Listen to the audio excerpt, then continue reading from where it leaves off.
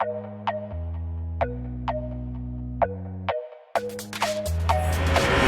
so I just got off of doing the reveal stream trailer reaction thing for Assassin's Creed Valhalla, the brand new Assassin's Creed game coming out. Since then, we've had a ton of information, we've got a ton of screenshots, and I've composed myself, and I'm going to go in and I'm going to talk about this.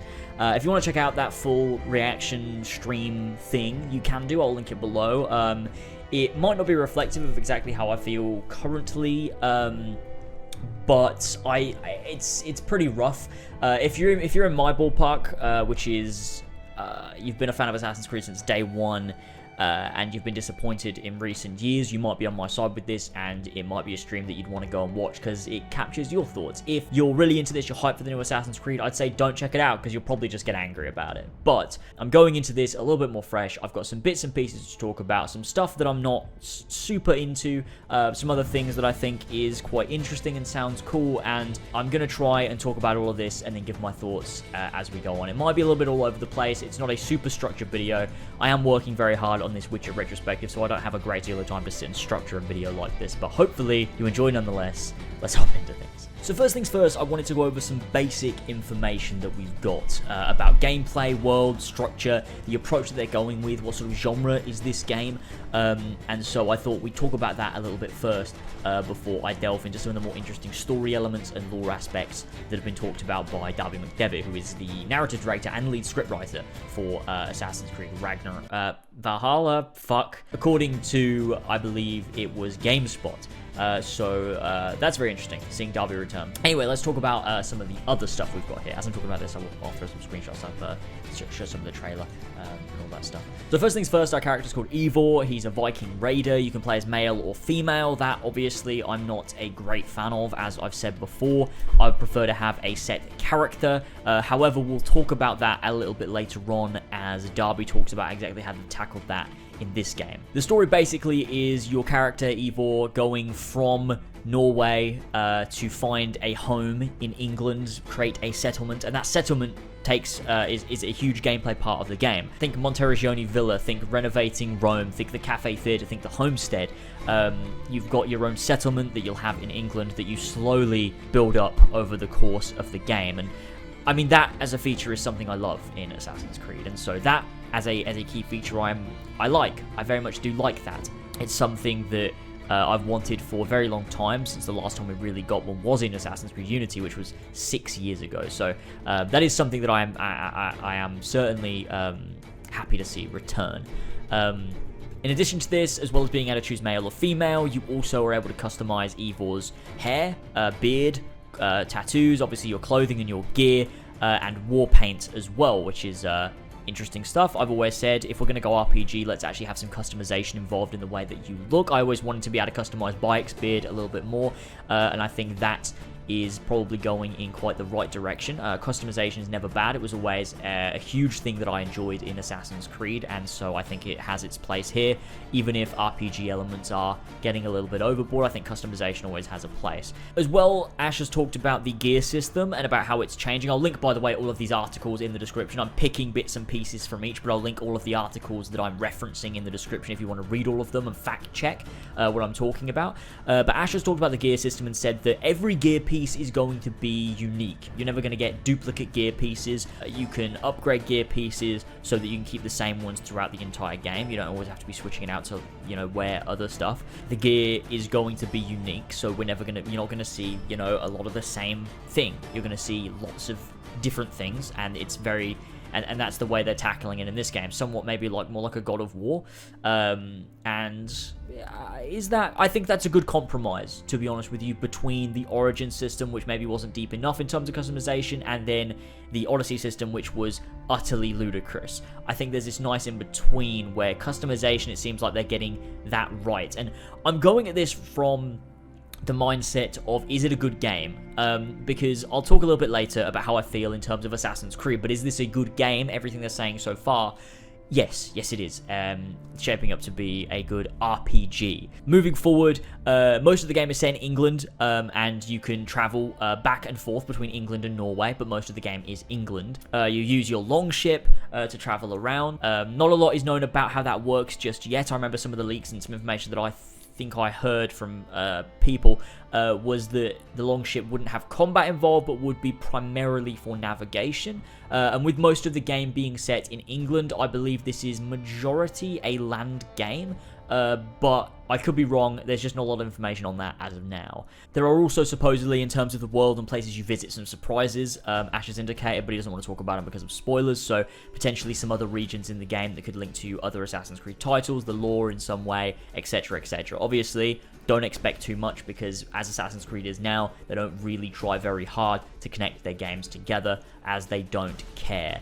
But that's me speaking from experience, not from knowledge of what's actually going to happen in this game. So you know, it could go either way. Your political alliances, combat decisions, and dialogue choices can influence the world of Assassin's Creed Valhalla, so players must choose wisely to protect their clan's home and future. So choices are going to again play a role. However, we will talk about the way they're handling choices in this game, because the reason I hate choices, I mean, choices as a whole doesn't really fit with Assassin's Creed when you're reliving memories in Anonymous. That's just how it is.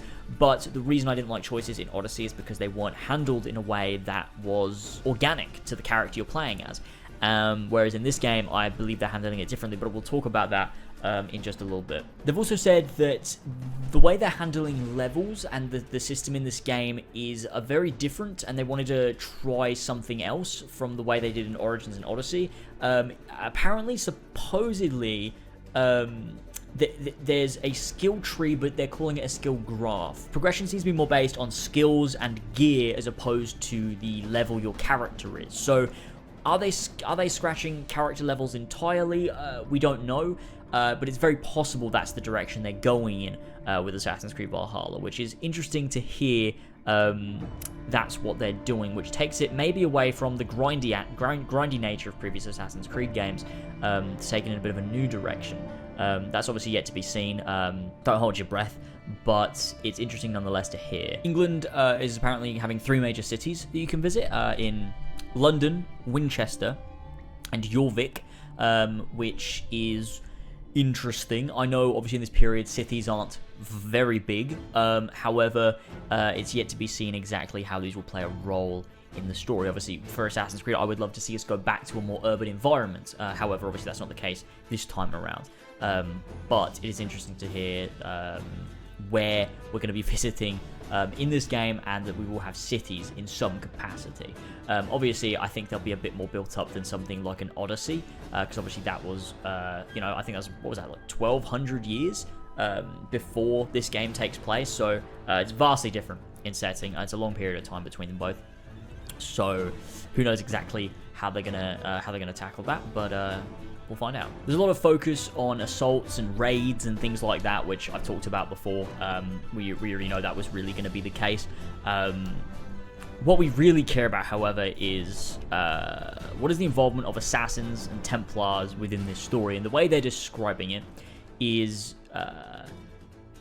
the Viking experience inside of the Assassin's Creed world is essentially what they're saying. And I think they're holding back because they don't want to talk too heavily about the way that assassins are featured in this game. Now, let's get into a little bit more about the narrative and exactly where they're going with this.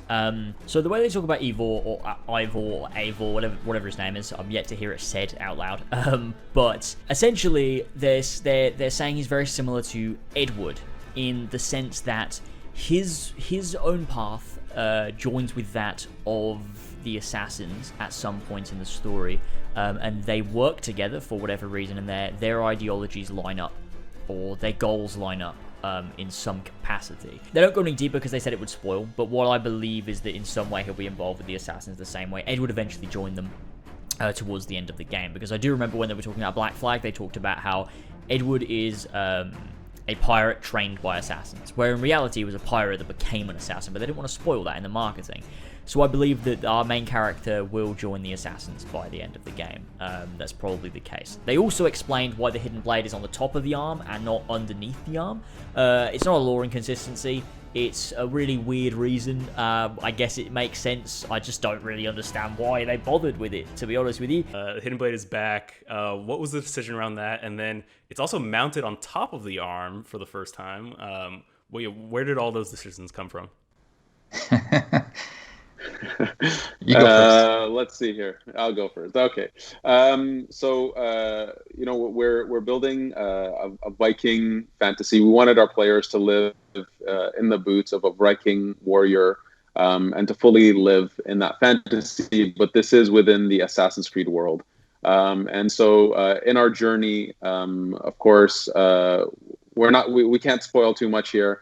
But in our journey, Eivor does meet with assassins. Now, Eivor doesn't necessarily know what that means, but there is some kind of common ground that they have, and this is something that these are people that Eivor will work with.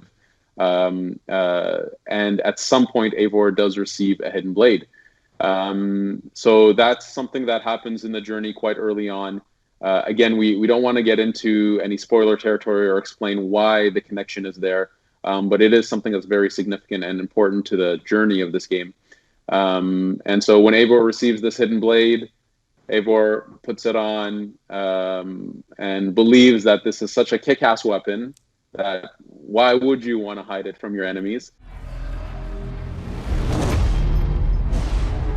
We spent a lot of time overlapping and intertwining threads to make sure that every moment of it really feels connected, integrated, that it's all, when you play this game, you're in not just a Viking game, but an Assassin's Creed game. Now, another thing they talk about is the way that the series has changed since Black Flag, and with everything focusing on dialogue choices and this and that, and how did Darby deal with writing a game like that or working on a game like that with so much of a divided fan base. And he basically says, I'll read you the whole quote here. He says, "The first thing you do is you soak in the last couple of years of what fans have said. Casual fans and hardcore fans, new fans and old fans. You soak in all that and you try to see what the conversations are. Of course, Ash and I have been working on this brand for 12 years now. We've had our own things we love about the brand, things we'd love to do with it.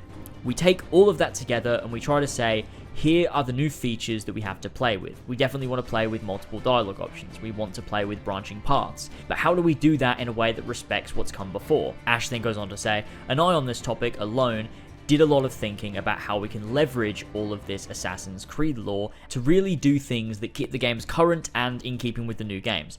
Origins is like a new feeling for Assassin's Creed, but how do we make all of those decisions actually fit in the lore that's been established so that old-time fans aren't just satisfied, but impressed by the things we've done? I think we've managed it pretty well." That's interesting to hear, but, you can say one thing, it just depends on whether or not you show it, which is what it comes down to at the end of the day, is when this game releases, will those words have any merit to them, or was it all just talk? I love Ash, and I love Darby, and I hate to sit here and say, well, they could be lying.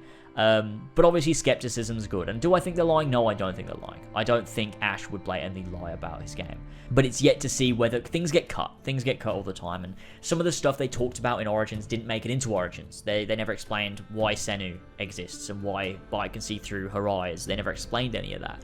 They never explained why Aya has the hidden blade. Where did she get it from? Why did Cleopatra have it? What's going on? Little things. It's little things in the lore, right? That they didn't explain, that they said they would. And hopefully, I would like to believe that the stuff they're doing now makes it into the game. Now, talking about the dialogue options in the game, that was obviously one of the biggest issues that I had, and the main reason being, there's no coherency. Is that a word? It's not coherent which Cassandra is the right Cassandra, because they try to do two things. And if you've seen my Odyssey Broke Me video, you'll understand. Go and check it out if you haven't already. I'll link it down below. But I break down basically how dialogue options don't work in Odyssey as compared to something like a Mass Effect, a Witcher, etc., Horizon Zero Dawn. Those games handle dialogue options right. And the reason being, Cassandra in cutscenes, the scripted cutscenes, is totally different from the Cassandra that you are playing as, potentially. Maybe you're choosing to be really unkind to everyone, but then we see a very compassionate Cassandra, and it doesn't line up, and it doesn't make sense. They're just wildly different. And so you could have a Cassandra that's one way, a Cassandra that's another way, and it flip-flops around, and there's no coherency. So this is what they've said on that topic. They've said it was also very important for us to create a coherent personality. I always find there are two ways to go with a role-playing game where you have dialogue options. You either get the blank slate, create your own character, which is one way of doing it. Your choice is decide whether you're a wisecracking character or a stoic, or you have a distinct personality and your choice is orbit in the spectrum of possible responses.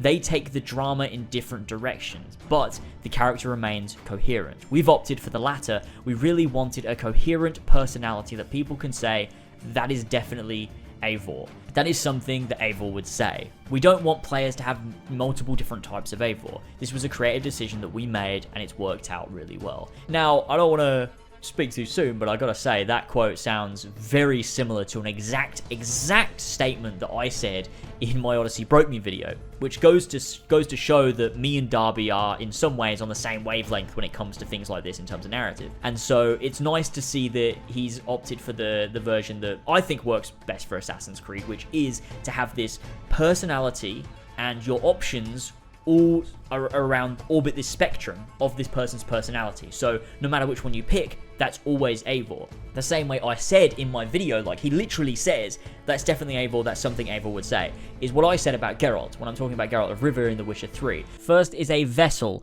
to roleplay as in your role-playing game. Now, there are two ways of doing this. Way number one is the Witcher way, which gives you a pre-established character with core character traits, and you guide them through this world and through this story. You feel immersed in who they are. When you hit a dialogue tree, you choose what to say, but you aren't choosing whether you should be a good person or a bad person. You just choose an answer to give that's based on the character you're playing as. That kind of sounds complicated, so let me try and explain. In The Witcher 3, Geralt has core character traits. He's self-serving, yet caring to those he loves. He's brave, but also afraid to let his more vulnerable side show. Those are just a few character traits. These traits define the answers you can choose from. Every answer is always Geralt. Every answer fits into his core character. You're just choosing which one to go for. Geralt is a Witcher. He's self-serving. He doesn't owe anybody anything. He's always been like that. But also, he has a caring side to him. You could choose to slay a beast purely for money.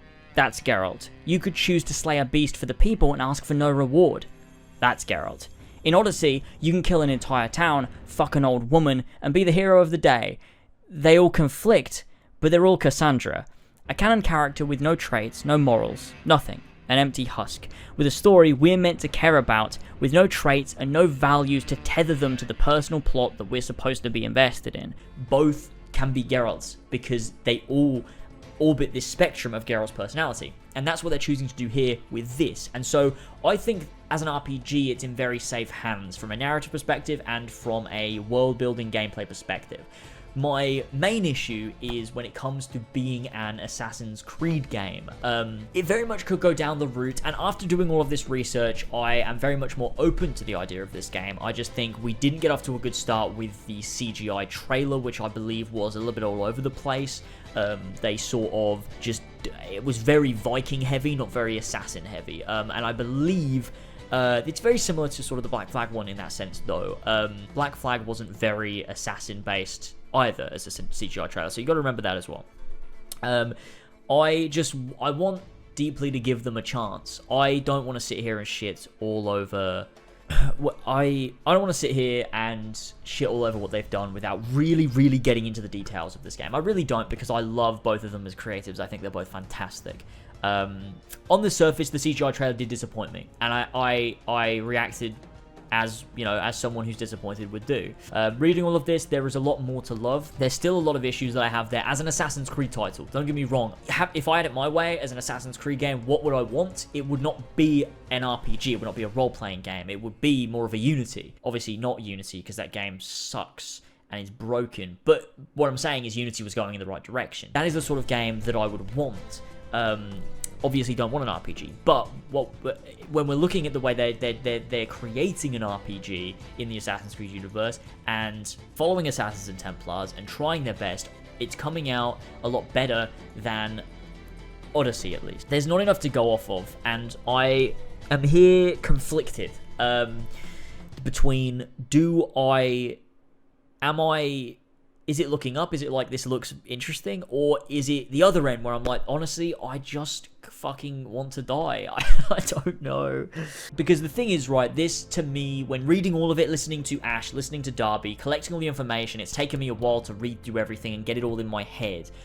It sounds like an Edward story in the Viking era, in which assassins and Templars, the hidden ones in the Order of Ancients, as they call it at this point, are very prominent. They're heavy in part of the story. They don't want to talk about it because of spoilers. And our main character is a Viking who cares very much about his family, his friends, his settlement. Ends up joining them at the end of the game, or midpoint through the game. He ends up becoming an assassin. There's a line here from Darby that sounds very Assassin's Creed and sounds very the sort of thing that he's trying to get across. Is the sort of thing that I understand to be Assassin's Creed. So let me read it for you. So there's a question he asks him about Abel, and he says that's verging on spoiler territory. We want to tell a story in which this Viking played a pivotal role in the evolution of these two groups in this millenniums-old war, despite whichever names they've happened to have. We wanted Eivor to have some effect on these groups. We don't want Eivor to casually be a bystander as this thing is going on. Every Assassin's Creed game should be about some kind of moment where you're supposed to be here. It's important to be here and witness this movement. We took that as our primary goal with respect to the Assassins versus the Templars. What this tells me is that Darby gets it, very much so. However, they're making a Viking game, but Darby gets it. He very much gets it, and hearing those words, it's so different. It's so different hearing someone speak about Assassin's Creed in that way after we've had years and years of writers just not getting it. And Darby gets it. He understands, and it's the same way he wrote Black Flag, is the reason we're playing as this pirate, the reason we're a pirate and we're going around plundering in the sea and everything, when it gets down to it, the reason is because we see this turning point of the Order. We see this point where a man that is so inward thinking, someone that is so selfish, turns that outwards and cares about other people that are close to him and people that aren't close to him. And he realizes that he needs purpose, that he needs direction, and he joins the Assassins for that reason, and it changes his whole life, and it changes the future of the Assassin Brotherhood, because Edward takes out all of the Templars in the West Indies, he goes to London, he becomes the mentor with Miko, and it's incredibly important. It's an incredibly important pivotal moment, and that is what Darby is saying here, is that we're playing as this Viking, but he plays a pivotal role in a turning point or an important moment regarding the Assassins and the Templars. And this is exactly what Assassin's Creed should be about. And that fills me with confidence with regards to the story. This is uncharted territory in a way, and I think it's very difficult to judge where they're going to go. I think based upon what we've seen before in Origins and then what we've seen in Odyssey, it's very difficult to predict where they're going with Valhalla. And I think I was quick to judge for a start. I think I'm giving them less credit than they deserve, especially when we're not into the details of this game. Yeah, we're not deep into it. But again, I'm passionate. I can't help it. And based just purely on the CGI trailer, it's very Viking heavy, not assassin heavy, which is a shame and it's a problem.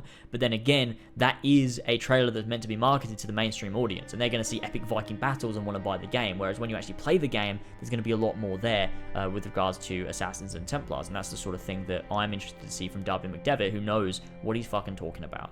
Now, there is so much more to this. There is so much going on, and I'm sure it's going to come up on live streams in the future when I'm playing Origins or where I'm doing whatever. There'll be so much talk about this, and I will obviously discuss it. We can talk about it. But I wanted to get all of this out there, talk about some of the details that I thought was interesting, and give you my thoughts generally on where we're at with Assassin's Creed Valhalla. There's another thing that they talk about, which is with regards to overarching story in modern day, which I thought I'd touch upon, because I myself don't care a great deal about this anymore, because it's too little too late. Even if they get it right and do something cool in Valhalla, I'm at the point where I just don't care anymore. I would rather have a good interesting assassin stories than I would a modern day, purely because it used to be intrinsic, it used to be important, it used to be the thing that tied everything together, but that's not the way the games are structured anymore. And ever since fucking AC3, the modern day has gone very, very downhill, and we've never had a good, interesting story, and they've never managed to knit things together and create an overarching narrative that works. Putting Juno in the comics is first and foremost what I'm talking about. But they do say that this is a story, Darby says, this is a story, this is something he's wanted to do with the modern day for years, but he's never been able to, and he's finally had an idea in which they can pull it off. They continue Layla's story, but supposedly this game is supposed to be an ending to an era. I don't know whether that means Black Flag to Valhalla or Origins to Valhalla or what it means, but what he's saying, and these are big words, these are big fucking words, that this is an ending in a sense, and a summary, a way to cap things off at this point, with what they've been doing, and he thinks they've done it in a really good way, but they can't talk any more about it. Someone might be interested in that, unless I see something and I'm incredibly blown away.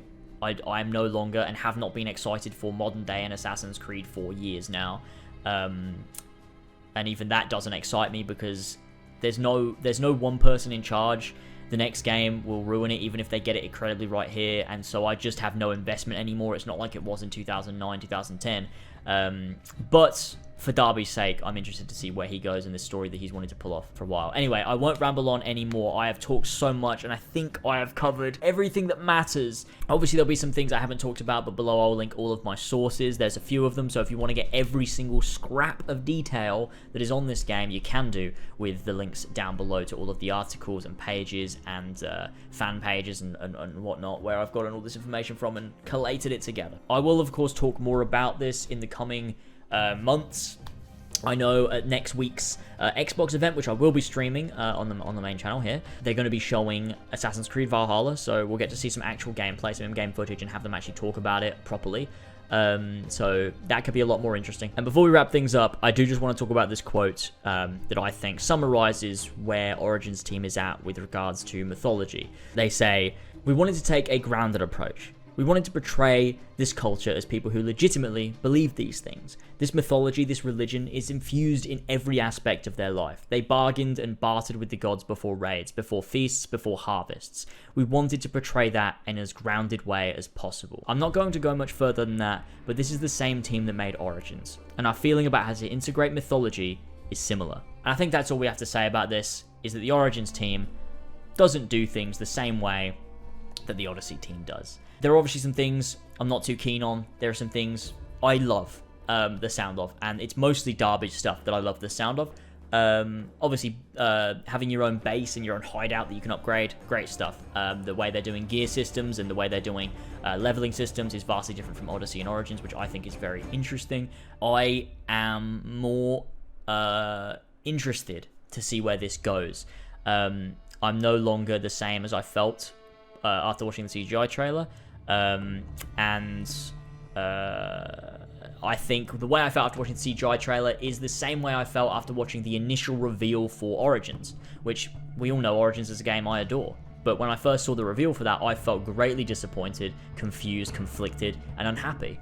But upon learning more information, upon seeing gameplay, I realized I'm wrong. This game is actually a lot more interesting to me than I thought. And I think this game could potentially be the same way, assuming we delve a little bit deeper into story. There's a lot more emphasis on Assassins and Templars, yeah, I'm very much more interested than I was before. So thank you all very much for listening. Sorry for this very long, rambly video, but hopefully you did enjoy. Don't forget to subscribe and like. I'll be talking a bit more about this as we get more information, because of course I will, as well as things like Ghost of Tsushima, the new Horizon game that'll eventually come out. I've done videos on previously. I've got my Witcher retrospective coming out on the 5-year anniversary, May 19th, and on top of that, there's plenty of new games coming out. Oh my god, there are so many games coming out, it is insane, and we're going to be seeing tons more at this Xbox event, which is streaming on Thursday in just a week's time, so that's going to be a ton of fun as well. Anyway, thank you for watching, thank you for joining me, and I'll see you all next time, boys and girls as well, potentially. You know, we got choice, male and female protagonist choice, so you could be either. I don't know what that was. Anyway, thanks for watching, I'll see you guys later, bye.